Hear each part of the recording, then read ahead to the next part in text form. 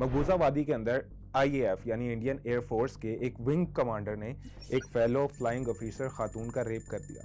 लेकिन जब वो अदालत गई तो अदालत ने यह कहा कि हम उस विंग कमांडर को गिरफ्तार नहीं कर सकते क्योंकि उसकी गिरफ्तारी की वजह से इंस्टीट्यूशनल रेपो इंडियन एयरफोर्स की खराब हो जाएगी। 2014 से 2024 तक 983 इंडियन फौजियों ने खुदकुशी की है 4 सालों के अंदर। आप जानते हैं कितने फौजियों ने रजाकाराना तौर पर रिटायरमेंट ली? 47,000 से ज्यादा। हर तीसरे दिन औसतन एक भारतीय फौजी इन वाकयात की वजह से मारा जाता है।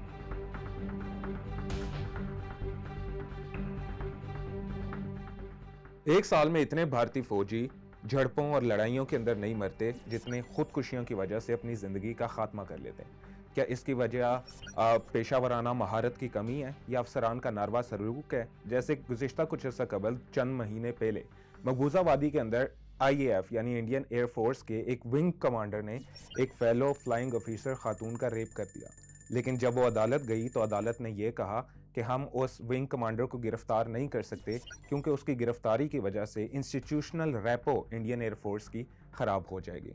क्या इसकी वजह सप्लाईज की कमी है, राशन और खाने का फुकदान है? क्योंकि हम जानते हैं कुछ अर्सा कबल सियाचिन और लद्दाख के महाज पर एक भारतीय फौजी तेज बहादुर यादव ने वीडियो बनाकर और उस खाने की विजुअल बनाकर ये शेयर किया था कि उनकी हालत किस कदर दगर्दू है और अगर वो इसकी शिकायत करते हैं तो उन्हें उल्टा अताब का सामना करना पड़ता है। शायद यही वजह है कि 2014 से 2024 तक 983 इंडियन फौजियों ने खुदकुशी की है। अगर एक फौजी किसी वाक़े के अंदर मारा जाता है तो बवाल खड़ा हो जाता है और ये कहा जाता है कि हम ये कर देंगे, लेकिन इन 1000 खुदकुशियों के ऊपर कोई बात नहीं कर रहा। और ये बात खाली बर्री फौज की नहीं है।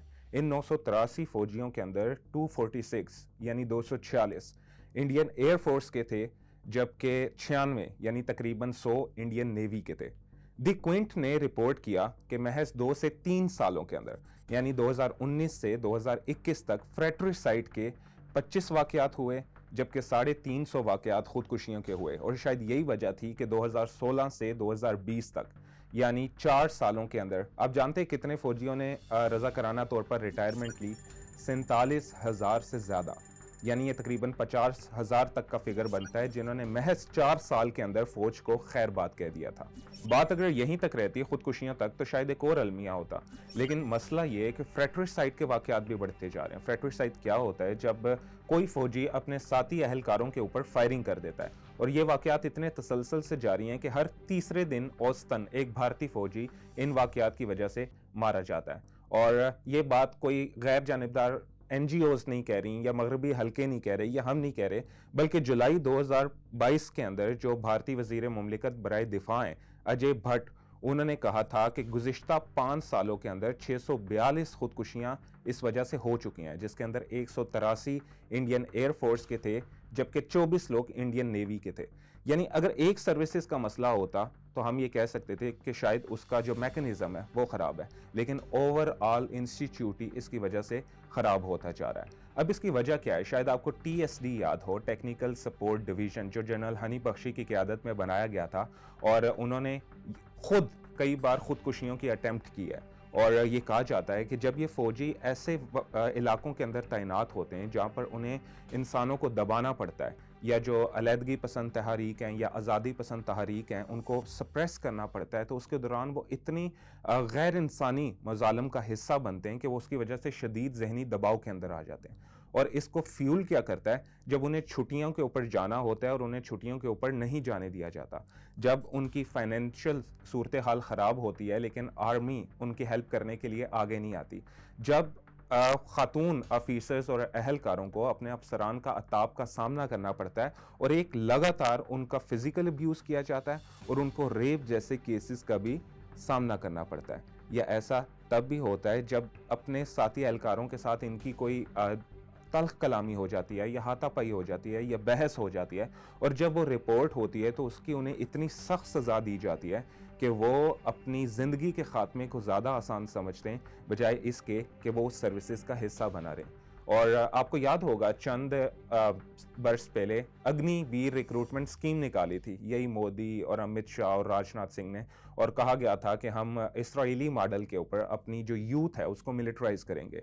यानी इसके मुताबिक 17.5 से 21 साल के जो बच्चे थे उनके लिए ये ऑप्शन था कि वो फ़ौज का हिस्सा बन जाते हैं और बन सकते थे, और उनमें से 75% को रिटायर कर दिया जाता और 25% को वापस रिटेन कर लिया जाता। लेकिन आपको पता है कि अग्निवीर अभी तक झड़पों में उस तरह के नहीं मारे गए, लेकिन 13 से ज़्यादा खुदकुशी कर चुके हैं। और यही इशू राहुल गांधी ने कुछ अर्सा कबल भी उठाया था पार्लियामेंट के अंदर पिछले साल गालिबन, जिसके ऊपर पूरा बवाल खड़ा हो गया था। एक पूरी ऐसी दुनिया के सबसे मोस्ट पॉपुलस कंट्री की आर्मी की ये सूरत हाल है, और इंडियन आर्मी चीफ ने अभी जो गुज़िश्ता माह खिताब किया, प्रेस कॉन्फ्रेंस की, उसके अंदर उन्होंने कहा कि हमने मकबूजा वादी से 70% मिलिटेंट्स को ख़त्म कर दिया है। ठीक है, लेकिन उससे अगली जो स्टेटमेंट थी वो इतनी कंट्राडिक्टरी थी। उन्होंने कहा कि 80% मिलिटेंट्स अभी भी मकबूजा वादी के अंदर मौजूद हैं, और उन्होंने ये भी कहा कि हम काउंटर टेररिज्म के लिए राष्ट्रीय राइफल्स और एक इस तरह की नई बटालियन को वहाँ पर तैनात करेंगे। तो उन्हें काउंटर टेररिज्म के लिए एक नई बटालियन को और एक नई सर्विसेज को वहाँ पर इंट्रोड्यूस कराना पड़ रहा है। तो इसके दो मतलब निकलते हैं, या तो जो पहले से वहाँ पे फ़ौज मौजूद है उसकी पेशा वराना सलाहियत इंतहाई क्वेश्चनएबल है, या ये कि जो नए आने वाले हैं वो इसलिए आ रहे हैं क्योंकि पहले लोग उन निहत्ते लोगों के ऊपर काबू नहीं पा सकते, चाहे वो नक्सल हों, चाहे वो खालिस्तानीस हों, चाहे वो माओवादी हों, चाहे वो मकबूजा कश्मीर के अलहदगी पसंद हों, चाहे वो अरुणाचल प्रदेश के हों। ये सर्विसेज इनको डिप्लॉय जब वहाँ पर किया जाता है तो इनको असाइन किया जाता है कि आपने उन्हें काउंटर नहीं करना, आपने उन्हें मारना नहीं है, बल्कि आपने उनकी ज़िंदगी को इस तरह से अजीरन कर देना है और इतने गैर इंसानी मज़ालम ढाने कि वो खुद ही डर जाएं और वो उस अपने मकसद से पीछे हट जाएं। लेकिन नतीजा क्या निकलता है, वो लोग अपनी आज़ादी की जद्दोजहद को जारी रखते हैं, लेकिन जो उन पर मज़ालम ढाने वाले होते हैं सर्विसेज के लोग, चाहे वो पैरामिलिट्री फोर्सेस हों, चाहे वो आर्म फोर्सेस हों, कोई भी हों, वो खुद ज़हनी दबाव का शिकार हो जाते हैं और फिर आखिर में उन्हें अपनी ज़िंदगी का खात्मा आसान नज़र आता है।